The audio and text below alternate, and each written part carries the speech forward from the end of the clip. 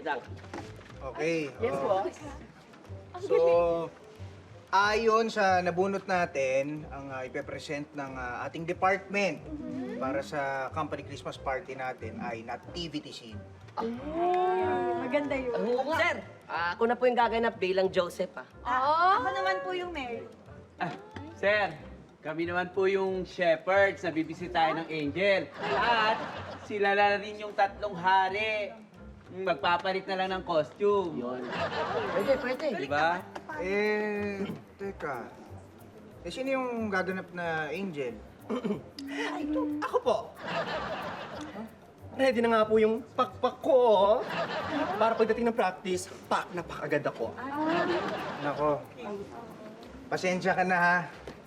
Hindi ka pwede maging angel. Bakit po? Dapat kasi babae yung angel natin. Yeah. Diba? Ako, sir.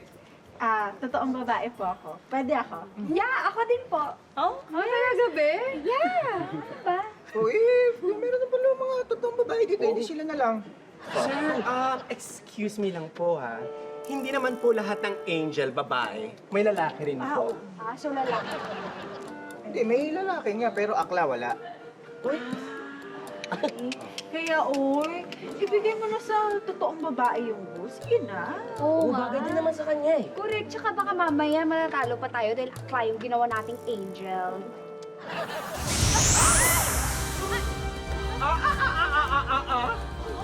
Ano sinabi mo? Grabe ka naman. Talo agad dahil akla ang angel? Teka. Sino ba ito? Ba't may lang great crush dito? Aba, hindi mo ako kilala?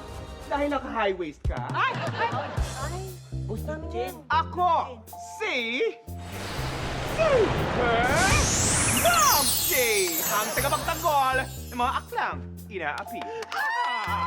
Super Momshi! Thank you for coming to town na. Sila kasi, naapi nila ako. Gusto ko lang naman maging part ng Christmas presentation.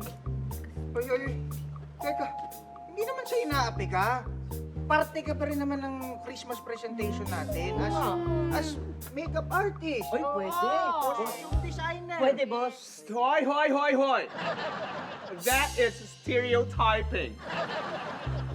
Porket akla, makeup artist na agad o kaya costume designer? Totoo, hiya ka naman sa high waist mo. Di ba, Super Momshi? Tama. Super Momshi, na-imagine ko pa naman, pag ako yung angel, ilalagay ako sa harness, tapos ang bonggang-bongga ng entrance ko tsaka exit ko, para ko lumulutang sa ere. Ganon? Ganon, Super Momshi. Ang ganda ng appearance ko, parang star of the night. Yun naman pala eh. Guys, ba't di na lang kasi pumayag tayo na siya yung angel? Para kabugo, may pa-harness pa! Di ba? Sige na. Sige na. Mapahig na ako. Sige na, ikaw na. Ako na angel! Yan! Wait lang. Nakshi, itabi mo muna. Bakit, Super Momshi? Ako na to. Kasi mukhang mas bagay sa akin yung role na angel. Kasi hindi ko na kailangan po mag-harness. Yes, kasi kaya kong lumutang sa ere. Because I believe I can fly. I believe I can touch the sky.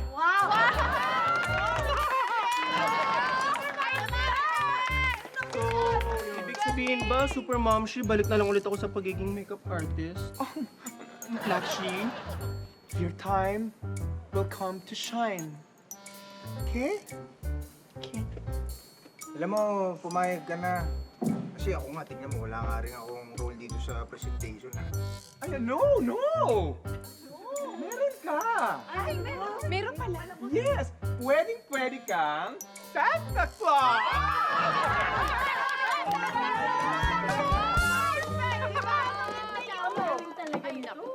Porket high waist, porket malaki dyan, Santa Claus na. Ay! Porket malusog. Alam mo, parang ito yata yung nandidiscriminate. Ay, no. Hindi kita nire-reko na gumanap bilang Santa Claus dahil malusog ka at naka-high waist. Bakit? Abay, dahil marami kang pera!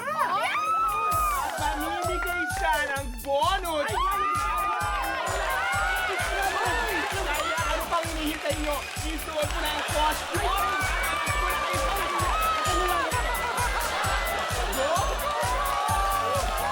Distansya!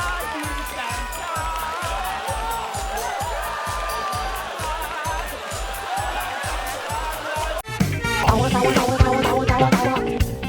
You know!